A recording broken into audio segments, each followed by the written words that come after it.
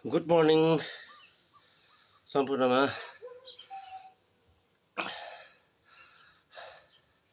त सबै ठिकै हुनुहुन्छ होला। आएर आज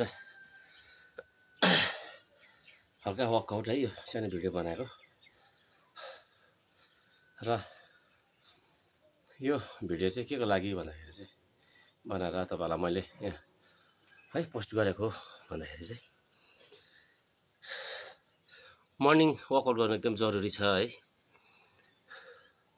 र विशेष त हाम्रो आउँदो जेनेरेसन मेरो भाइ बहिनीहरूको लागि है, र मेरो साथीभाइहरू जो बिहान अब है उठ्नु अल्छी गर्छ, उठेर पनि त्यो मोबाइलहरू हेरिबस्छ होइन।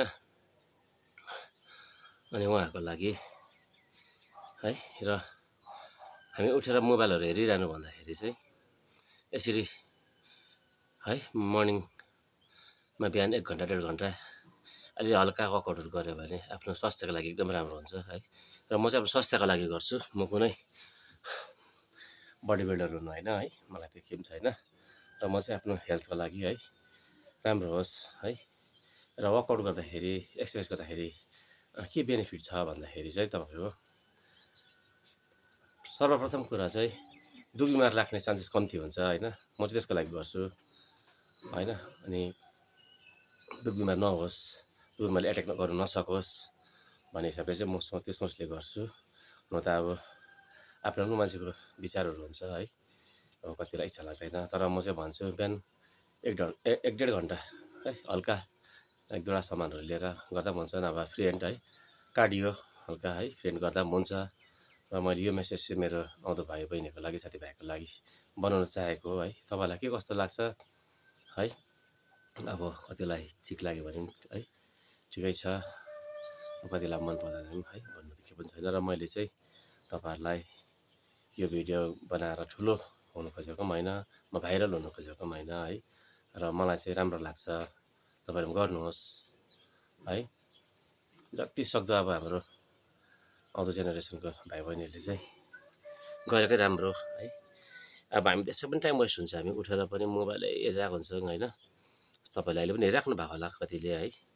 र म चाहिँ भन्छु मोबाइल हेर्नुभन्दा हेर्नुपर्छ, मोबाइल पनि अब हेर्नुको लागि नै बनाएको चिज हो होइन। तर त्यसको पनि टाइम हुन्छ, समय हुन्छ होइन। अनि यो समय चाहिँ मलाई लाग्छ आफ्नो हेल्थको लागि अलिकति वर्कआउट गरे एकदमै असल हुन्छ जस्तो लाग्छ है।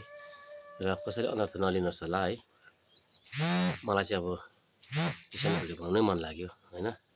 अनि किनभने हाम्रो पाहाडमा त झन् एकदमै दुख बिमार बेसी हुन्छ है। विशेष त अब हाम्रो स्टोनको एकदमै बेसी प्रब्लम, स्टोन अब भएर घरि पनि अपरेसन है सिलगढी जानुपर्ने।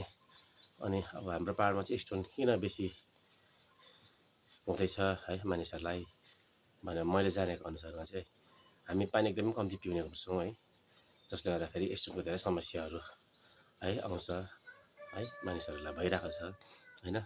र पानी पिउनु एकदमै जरुरी छ होइन। अनि एक्सर्साइजहरू यो वर्कआउट गर्दाखेरि चाहिँ अब बडी हिट हुन्छ होइन। बडी हिट भइसके पश्चात हामीले पानी पिउनुपर्ने हुन्छ होइन। अनि पानी पिएपछि चाहिँ अब स्टोन हुने चान्सेस धेरै कम्ती हुन्छ जस्तो मलाई लाग्छ होइन। अब हामीले प्लेन्सतिर हेऱ्यौँ भने तपाईँले हेर्नुहोस् अटोवाला टोटोवालाहरू है, भाइहरू पनि साथीहरू पनि बिहान एकताल जिम आएकै हुन्छ है। बिहान बेलुका जिम आएकै हुन्छ, दिनभरि उनीहरू परिश्रम गर्छ, दिनभरि खट्छ उनीहरू, तर बिहान बेलुका उनीहरू जिम आएकै हुन्छ। किन आयो भन्दाखेरि चाहिँ मलाई लाग्दाखेरि चाहिँ उहाँहरू आफ्नो हेल्थको लागि आउँछ नि त होइन। अनि प्रायःले नै गर्छ, चाहे दिदी बहिनी होस् है, चाहे केटाकेटी होस्, चाहे जो पनि होस्, प्लेन्समा चाहिँ प्रायःले नै गरेको हुन्छ। अनि हाम्रो दार्जिलिङ पाहाडमा है जिमहरू पनि छ, राम्रो राम्रो जिमहरू है, तेन्जिङ जिमहरू, हिमालयन जिमहरू है, राम्रो राम्रो जिमहरू छ। जति जिमको छेउछाउमा हुने तपाईँ जिमहरू जानुहोस् होइन, जिम जोइन गर्नुहोस्। यदि अब टाढोमा हुनुहुन्छ भने तपाईँले घरमा पनि अलिअलि वर्कआउट गर्नुहोस्। अहिले त के हामीले युट्युबतिर हेर्दाखेरि पनि धेरै कुरा है देख्न पाउँछौँ, सबै कुरा होइन। अब के चाहिँ पाउँदैन अहिलेको जमानामा होइन, सबै पाउँछ। र अलिअलि सामान घरमै हल्का फुल्का डम्बलहरू लिएर है, धेरै सामान ल्याउन सकिँदैन, अलिक सामान लिएर घर पनि गर्न सकिन्छ भन्ने तपाईँलाई मैले यो मेसेज दिन चाहेको है। र अब हाम्रोमा समय हुँदा पनि हामी खालि फोनलाई हेरेर टाइम बिताउने गर्छौँ होइन। तर हामीले यसरी एक्सर्साइज गरेर है आफ्नो हेल्थलाई राम्रो राख्यौँ भने चाहिँ हामीलाई त्यही हो दुख बिमारले है एटेक गर्न अलिक गाह्रो हुन्छ भनेर चाहिँ मैले सानो घरमा त्यो भिडियो साझा गर्न गएँ। थ्याङ्क यू, धन्यवाद।